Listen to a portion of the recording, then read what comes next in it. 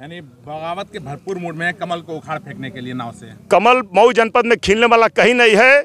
हम क्या जो कमल को खिलाने वाले हैं वही कमल को रोकना चाहते हैं। भारतीय जनता पार्टी में ऐसे लोग घुसे हुए हैं जो भारतीय जनता पार्टी को उत्तर प्रदेश से चुनाव जीतना देना नहीं चाहते हैं। हमसे कुछ कहवाइए मत।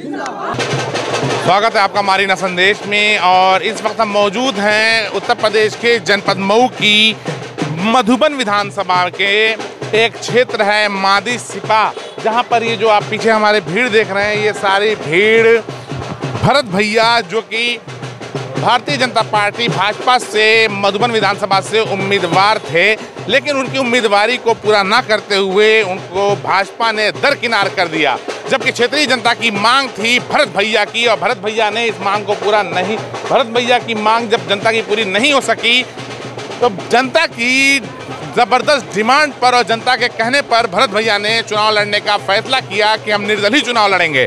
लेकिन जब निर्दल चुनाव उन्होंने और अन्य पार्टियों ने, वीआईपी पार्टी जो कि बिहार की पार्टी है, वीआईपी पार्टी ने भरत भैया की मजबूती को देखा तो वीआईपी पार्टी इनके समर्थन में आ गई। और सूचना मिली है अभी कि यहाँ पर वीआईपी पार्टी के पदाधिकारियों सहित भरत भैया का भी स्वागत समारोह है और यहाँ से उनका कार्यक्रम है। आज उनको वीआईपी पार्टी का प्रत्याशी घोषित किया जाएगा भरत भैया को। और बड़ी उम्मीद यहाँ के लोगों को है कि जो माहौल बना हुआ है भरत भैया के पक्ष में क्षेत्रीय होने की वजह से, यहाँ पर वो माहौल पूरे का पूरा भरत भैया के पक्ष में जा रहा है। ये सीट जो कि राज्यपाल के बिहार के राज्यपाल फागू चौहान के बेटे रामविलास चौहान के हिस्से में जाने की संभावना थी और बसपा से भी मजबूत लड़ाई बताई जा रही थी। ऐसा लग रहा है कि अब ये सभी हवा हो जाएंगे भरत भैया की जब आंधी चलेगी। खैर, भरत भैया के आने का समय हो गया है, उनके इंतजार में लोग खड़े हैं। भरत भैया के आने के बाद फिर हम आपको आगे दिखाते हैं। भरत भैया की गाड़ी का काफिला आ चुका है और समर्थकों में काफी उत्साह देखने को मिल रहा है। भरत भैया गाड़ी से उतर गए हैं। यहाँ पर उनका स्वागत, जबरदस्त स्वागत समारोह उनका हो रहा है।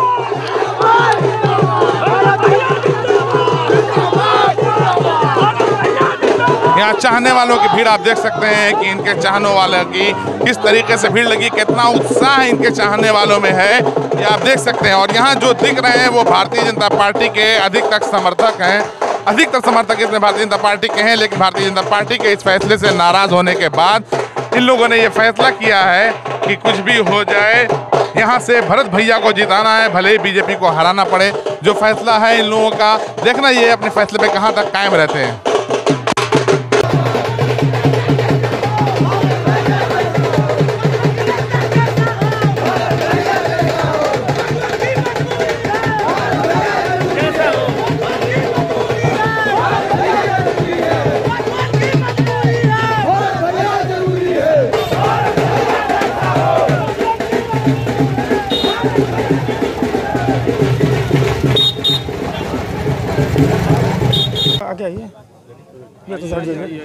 राष्ट्रीय अध्यक्ष जी, आज आपने भरत भैया को समर्थन किया है बिहार से यहाँ आकर के।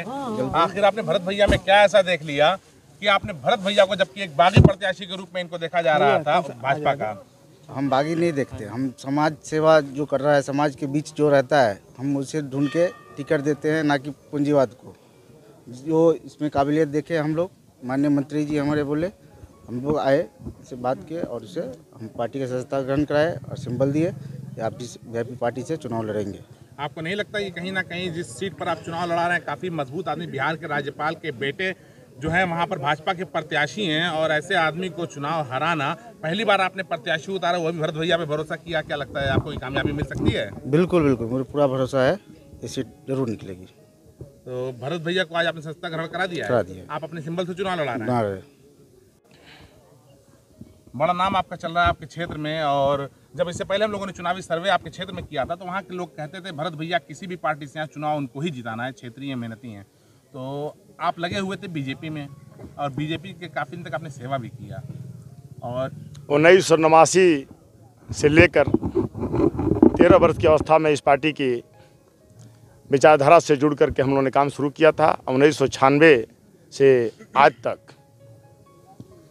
विभिन्न पदों को, दायित्वों का निर्वहन करते हुए 12 साल से विधानसभा मधुबन में, जो भारतीय जनता पार्टी की दृष्टि से आज़ादी में कभी जीतने वाली सीट, आज़ादी के बाद कभी जीतने वाली सीट नहीं थी, सबसे कमज़ोर सीट थी।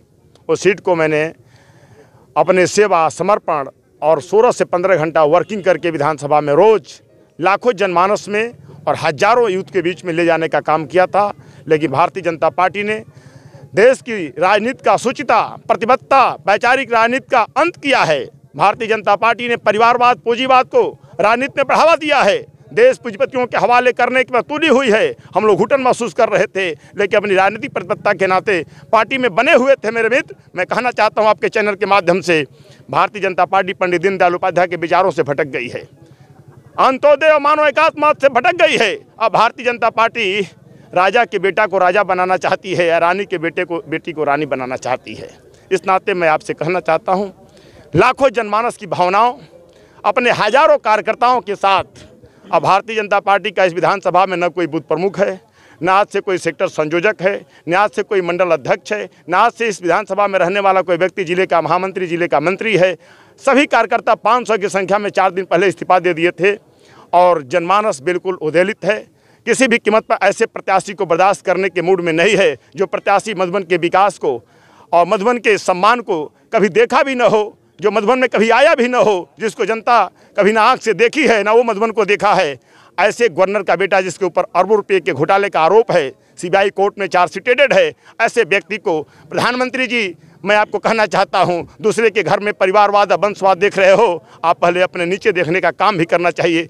आप देश में सबसे बड़ी, दुनिया में सबसे बड़ी दल का नेतृत्व कर रहे हैं, आपको आदर्श प्रस्तुत करना चाहिए। आपको केवल भाषण नहीं, आपको इसको अमली जामा पहनाने की जरूरत है। वंशवाद और पूंजीवाद पर आप चोट न करके केवल ऊपर से बोल रहे हैं और नीचे से काम कुछ और हो रहा है। अच्छा, आपने निषाद पार्टी का ही क्यों चयन किया, क्यों नहीं किसी और पार्टी में आप गए? अनेकों पार्टियों का मुझे ऑफर आया है और भारतीय जनता पार्टी के बड़े नेताओं का सदन में भेजने का भरोसा आया है, लेकिन मैं जनता की अदालत से मधुबन की इस देवतुल्य नागरिकों के आशीर्वाद से अपने हजारों नौजवानों के संघर्ष से मैं सदन में जाना चाहता हूं। मैं पिछले दरवाजे से विधान परिषद और राज्यसभा में नहीं जाना चाहता हूं मेरे मित्र। अच्छा, अभी आपने और निषाद पार्टी का चयन इस नाते किया हूं, अभी आपने एक भाषण में अपनी चीज, मैंने मुकेश साहनी के पार्टी का अपने चयन इस नाते किया हूं।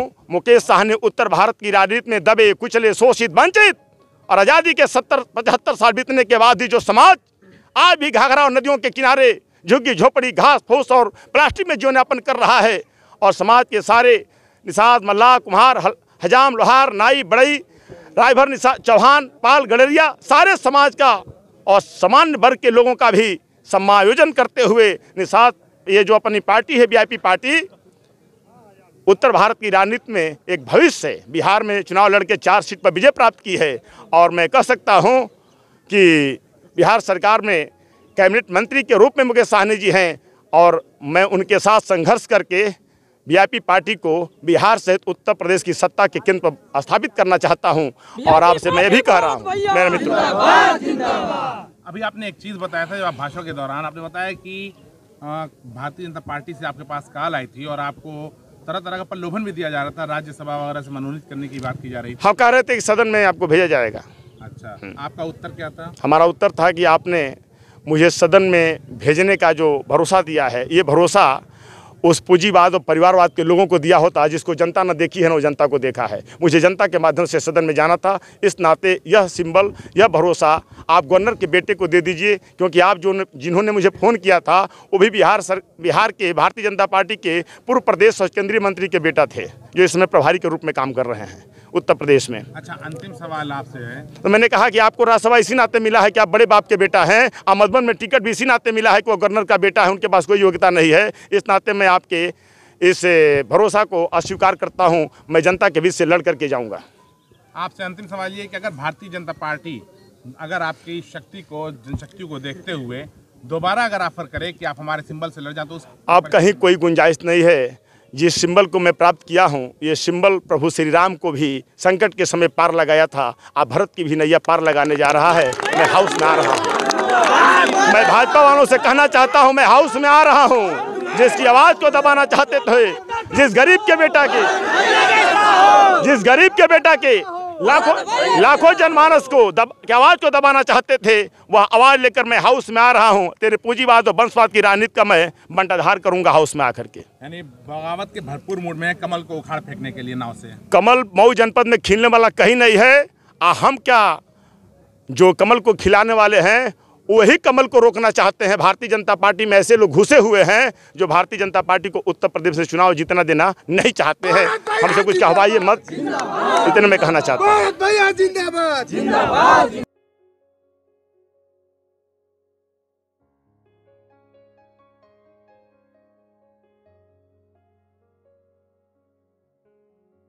खबरें पसंद आई हों तो लाइक करें, शेयर करें और अगर कुछ सुझाव देना चाहते हैं तो हमारे कमेंट बॉक्स में जरूर दे सकते हैं। अगर आप हमारे चैनल पर नए हैं और यह हमारे फेसबुक पेज को अगर आप देख रहे हो तो अगर फेसबुक पेज देख रहे हो तो हमारे फेसबुक पेज को लाइक करें और हमें फॉलो करें। और अगर हमारे यूट्यूब चैनल को देख रहे हैं तो हमारे सब्सक्रिप्शन का बटन दबा के नोटिफिकेशन वाला बटन दबाएं ताकि आपको ताजा खबरों से अपडेट किया जा सके।